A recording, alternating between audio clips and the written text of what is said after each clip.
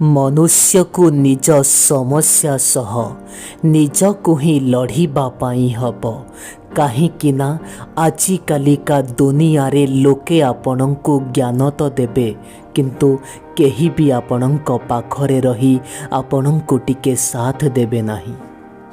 ए जीवन को नहीं प्रतिटी लोकं को तो अभियोग रहीची किंतु सेई माने तो असली जीवनर मजा लुटुचंती जो माने जीवन सह केबे अभियोग करी नाहंती। चुप रही करी मध्य बहुत बड़ महत्व काम करी दिया जाई पारे आज्ञा मु देखिची गछ को पवन दबारे। आपण विश्वास करिबेनी किंतु मोर एक कथाटी सत प्रकृतरे भल लोक माने हृदय रे सेतेटा जागा तैयारी करि पारंतिनी जेतिकी चालाकी लोक माने करि दियंती। केवल कहूथिबा कथा बड़ नुह आज्ञा आपणंकु आपणंक काम मध्य किछि बड़ करी देखैबा पाई हब कहीं ना आजिकालिका दुनियार लोक मानंकु सुना कम जाए आउ देखा अधिक जाए। जो पर्यंत मनीष को निज लोकंक ठारू धोखा न मिलिछि से पर्यंत केबे भी मनीष उचित बाट को आसी पारे नाही। जदि मनीष प्रकृतरे निज आदर्श रे चलिबो एते गुड़ाए भूल केबे भी हब नाही। आउ जदि मनीष ए दुनिया लोकंक द्वारा कुहा जाइथिबा आदर्श रे चलिबो तेबे मनीषर जानतरे हो किंबा अजानतरे बहुत गुड़ाए भूल होई जीवो। बंधु किछिटा संपर्क रे मनीष को किछि लाभ तो हुएनी किंतु सेई संपर्क मनीष को बहुत उच्च स्तर रे नहीं पहुँचाई दिए। दुख लुचेइबार एमिति तो बहुत गुड़ाए उपाय अछि आज्ञा किंतु दुख लुचेइबा पाई एई जो हसीबार कला सतरे ये समस्तंक ठारू स्वतंत्र। मनीषर मृत्यु एमिति भावरे आसे जेमिति से मनीष किछि भी नाही। सतरे बंधु ए जीवनर कौनसी भी भरोसा नहीं। सीए समय होई थाउ किंबा सीए विश्वास होई थाउ किंबा सीए सम्मान होई थाउ एमाने एमितिका पक्षी जो माने थरे उड़ी गले आउ केबे भी फेरी आसंती नहीं। बंधु आपण कौन ताहा महत्वपूर्ण नुह किंतु आपणंक भितरे कौन प्रतिभा अछि ताहा सतरे महत्वपूर्ण। जिए आम असुविधारे टिके पाखरे ठिया होई पारिलानी सीए बंधु केमितिका आउ आमको जिए टिके भलरे बुझी पारिलानी से संपर्क केमितिका। सबु बेले निज भाग्य को निंदुथिबा लोक माने केबे गोटे गरीब लोक पाखरे टिके बस आउ तांकु पचार कि ये जीवन कौन से मानंकठु भल भाबरे व्याख्या बोध हुए आउ केही करि पारिबेनी। जदि आपण बसिबा पाई चाहुछंती तेबे सफलता पाइथिबा लोक मानंक पाखे नुह बरम विफलता पाइथिबा लोक मानंक पाखे बस कहीं से मानंक पाखे गर्व अहंकार नुह आज्ञा बरम अभिज्ञता थाए। जदि आमे ए दुनियारू चली जीवा पाई चाहिबा तेबे मृत्यु पाखकु जीवा पाई गोटे मिनिट भी समय लागिब नाही किंतु बंधु जदि ए जीवन रे जीवा पाई चाहिबा तेबे आमको संघर्ष तो करिबाकु ही हबो। निज जीवन रे सफलतार सीढ़ी रे ऊपर को चढ़ुथिबा लोक को तल को भिड़िबारे आउ मरी जाइथिबा गोटे लोक को कांध दबारे अजब प्रकारर एकता देखै थांती लोके।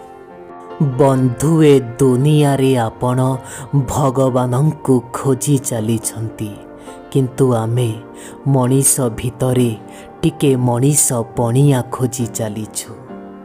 ସେଇ ମଣିଷ ନିଜେ ହିଁ ନିଜେ ତା ଜୀବନରେ ଏକା ହୋଇ ରହିଗଲା, ଯିଏ ଅନ୍ୟମାନଙ୍କ ଖୁସି ପାଇଁ ନିଜ ଜୀବନକୁ ବାଜି ଲଗେଇ ଦେଇଥିଲା। କିଛିଟା ମଣିଷର ମନ ଓ ହୃଦୟରେ ଆଜି ବି ନିଃସ୍ୱାର୍ଥପରତା ଭାବ ରହିଛି। ସମୟର କଷ୍ଟରୁ ବାହାରିଥିବା ପ୍ରତିଟି ମଣିଷ କେବେ ସ୍ୱାର୍ଥପର ହୋଇନଥାନ୍ତି। ମୋ ଶରୀରରେ ଆପଣ ଏହି ଯେଉଁ ଚିହ୍ନ ଦେଖୁଛନ୍ତି, ଏହା ତ ମୋ ପିଲାଦିନର ଆଜ୍ଞା। ବଡ଼ ହେଲା ପରେ ସବୁ ଚିହ୍ନ ତ ନିଜ ହୃଦୟରେ ଲାଗିଛି। ସେଇ ଲୋକର ଦୋକାନ ମଧ୍ୟରୁ ଚୋରି ହୋଇଯାଏ ଆଜ୍ଞା, ଯେଉଁ ଲୋକ ନିଜେ ମଧ୍ୟ ତାଲା ବିକ୍ରି କରେ। ତେବେ କେଉଁ ଜିନିଷକୁ ନେଇ ଗର୍ବ ଓ ଅହଙ୍କାର? ଅଭିମାନ କରିବାର ଅଧିକାର ଆମକୁ କେବଳ ଆମ ନିଜ ଲୋକମାନେ ହିଁ ଦେଇଥାନ୍ତି। ପର ଲୋକମାନଙ୍କ ଆଗରେ ଆମକୁ ତ ହସିବାକୁ ହିଁ ପଡ଼େ। ଭଲ ଓ ଖରାପ ଭିତରେ ଗୋଟେ ଛୋଟିଆ ଉଦାହରଣଟିଏ ଦେଉଛି। ଗାଈ ଘାସ ଖାଇଲା ପରେ ମଧ୍ୟ କ୍ଷୀର ଦେଇଥାଏ, ଆଉ ସାପ କ୍ଷୀର ପିଇବା ପରେ ମଧ୍ୟ ବିଷ ହିଁ ବାହାର କରିଥାଏ। ଯଦି ଆପଣ ବାଣ୍ଟିବା ପାଇଁ ଚାହୁଁଛନ୍ତି, ତେବେ ଟିକେ ହସ ଖୁସିକୁ ବାଣ୍ଟି ନିଅନ୍ତୁ ଆଜ୍ଞା। ଏଠି ଦୁଃଖ ଓ ଆଖିରେ ଲୁହ ସମସ୍ତଙ୍କ ପାଖରେ ଅଛି। ଆଜିକାଲିର ଦୁନିଆରେ ଗୋଟିଏ ମଣିଷ ଭିତରେ ଏବେ 10-12ଟା ମଣିଷ ଦେଖିବାକୁ ମିଳିଲାଣି। ଆପଣ କୁହନ୍ତୁ, ଏ ମଣିଷ କାହା ଉପରେ ବା ବିଶ୍ୱାସ କରିବ? ଏ ଦୁନିଆରେ କିଛିଟା ଲୋକ ଏମିତି ବି ଅଛନ୍ତି, ଯେଉଁମାନଙ୍କୁ ସବୁ କିଛି ମିଳିଲା ପରେ ବି ସେମାନଙ୍କ ପେଟ ଭରି ନଥାଏ। ଏ ଦୁନିଆକୁ ଲୁଟୁଥିବା ଲୋକମାନେ ଏମିତି କେମିତି ହୋଇପାରନ୍ତି? ପିଲାଦିନେ ପଢ଼ୁଥିବା ପୁସ୍ତକର ଜୀବନରୁ ଆମେ ବାହାରକୁ ଚାଲି ଆସିଲୁଣି ଆଜ୍ଞା। ଏବେ ତ ଆମ ଜୀବନ ଆମକୁ ବହୁତ ଭଲ ପାଠ ପଢ଼ଉଛି। ଆପଣ ନିଜ ଜୀବନରେ କେତେ ବି ବଡ଼ ବିଶ୍ୱବିଦ୍ୟାଳୟରେ ପଢ଼ନ୍ତୁ, କେତେ ବି ବଡ଼ ବଡ଼ ଡିଗ୍ରୀ ନେଇ ଆସନ୍ତୁ, କିନ୍ତୁ ପ୍ରକୃତ ଶିକ୍ଷା ତ ଆପଣ ଜୀବନର ଧୋକାରୁ ହିଁ ପାଇବେ। ଜୀବନରେ ଯଦି ଭଲରେ ବଞ୍ଚିବା ପାଇଁ ଚାହୁଁଛ, ତେବେ ଏହି ଗୋଟିଏ ପ୍ରକ୍ରିୟା ତୁମ୍ଭେ ଅବଲମ୍ବନ କର। ଯିଏ ତୁମକୁ ବୁଝିପାରିଲାନି, ତାକୁ ତୁମେ ଅଣଦେଖା କର। ଯେତେବେଳେ କୌଣସି ଲୋକମାନେ ଆମକୁ ବୁଝିପାରନ୍ତି ନାହିଁ, ସେତେବେଳେ ସେମାନଙ୍କୁ ବୁଝେଇବା ଅପେକ୍ଷା ନିଜେ ଚୁପ୍ ରହି ନିଜକୁ ବୁଝେଇ ଦେବା ବହୁତ ଭଲ ହୋଇଥାଏ।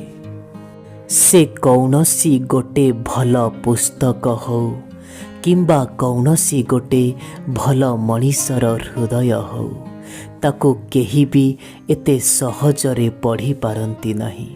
ତାକୁ ପଢ଼ିବା ପାଇଁ ହେଲେ ଧ୍ୟାନ ଶକ୍ତିର ଆବଶ୍ୟକ ରହିଛି, ଯାହାକି ଆଜିକାଲିକା ଦୁନିଆର ମଣିଷଙ୍କ ପାଖେ ନାହିଁ। କେବେ କେବେ କୌଣସି ଜାଗାରେ ଲେଖା ହୋଇଥିବା କଥାକୁ ସମସ୍ତେ ପଢ଼ି ବୁଝିପାରନ୍ତି ନାହିଁ। ଗୋଟେ ମଣିଷ ସେଠି ତା ମନର ଭାବନାକୁ ପ୍ରକାଶ କରିଥାଏ, କିନ୍ତୁ ଲୋକେ କେବଳ ଅକ୍ଷର ହିଁ ପଢ଼ି ଚାଲିଯାଆନ୍ତି। ଆପଣ ଆପଣଙ୍କ ଜୀବନରେ କେବେ ବି କୌଣସି ମଣିଷକୁ ନିଜ ଅଭ୍ୟାସରେ ପକେଇବେ ନାହିଁ ଆଜ୍ଞା। କାହିଁକି ନା ଯେତେବେଳେ ସେ ମଣିଷ ବଦଳିଯିବ, ତା ଅପେକ୍ଷା ଆପଣଙ୍କୁ ନିଜ ଉପରେ ହିଁ ବେଶୀ ରାଗ ଲାଗିବ। ଆମେ ବି କେତେ ବଡ଼ ଗୋଟେ ମୂର୍ଖ ମଣିଷଟିଏ ନା ଆଜ୍ଞା। ଏ ସ୍ୱାର୍ଥପର ଦୁନିଆରୁ ନିଃସ୍ୱାର୍ଥପରତାର ଆଶା ରଖିଛୁ। ଆପଣ ଯେଉଁଭଳି ନଜରରେ ଏ ଦୁନିଆକୁ ଦେଖିବେ, ଏ ଦୁନିଆ ଆପଣଙ୍କୁ ସେଇଭଳି ହିଁ ନଜର ଆସିବ। ସେଥିପାଇଁ ଭଲ ହେବ ଆପଣ ଭଲ ପାଇବାର ଆଖିରେ ଦେଖନ୍ତୁ, ଦେଖିବେ ଆପଣଙ୍କୁ ମଧ୍ୟ ଭଲ ପାଇବା ମିଳିବ। ଖାଲି ପେଟରେ ବହୁତ ଗୁଡ଼ାଏ ଲୋକ କାମ କରିବାକୁ ବାହାରି ଯାଆନ୍ତି ଆଜ୍ଞା। କାହିଁକି ନା କର୍ତ୍ତବ୍ୟ ମଣିଷର ଭୋକ ମାରିଦିଏ। ଲୋକେ କୁହନ୍ତି କଳା ରଙ୍ଗଟି କୁଆଡ଼େ ଅଶୁଭ ହୋଇଥାଏ, କିନ୍ତୁ ଛୋଟବେଳେ ଆମେ ଆମ ସ୍କୁଲ କାନ୍ଥରେ ଦେଖିଥିବା ସେଇ ବ୍ଲାକ୍ ବୋର୍ଡ଼ଟି ବହୁତ ଗୁଡ଼ାଏ ଲୋକଙ୍କ ଜୀବନକୁ ପରିବର୍ତ୍ତନ କରିଦେଇଛି। ମୋ ଜୀବନର ଅନୁଧ୍ୟାନରୁ ମୋ ଜୀବନ ମୋତେ ଏ ଗୋଟିଏ କଥା ତ ବହୁତ ଭଲ ଭାବରେ ଶିଖେଇ ଦେଲା ଆଜ୍ଞା। ଯେଉଁ ପର୍ଯ୍ୟନ୍ତ ଅନ୍ୟମାନଙ୍କର ଆଦର କରିବ ସେହି ପର୍ଯ୍ୟନ୍ତ ତୁମେ ଦୁଃଖ ପାଇବ। ଅନ୍ୟକୁ ଅଣଦେଖା କରିବା ଆରମ୍ଭ କର, ଦେଖିବ ସୁଖ ପାଇବ।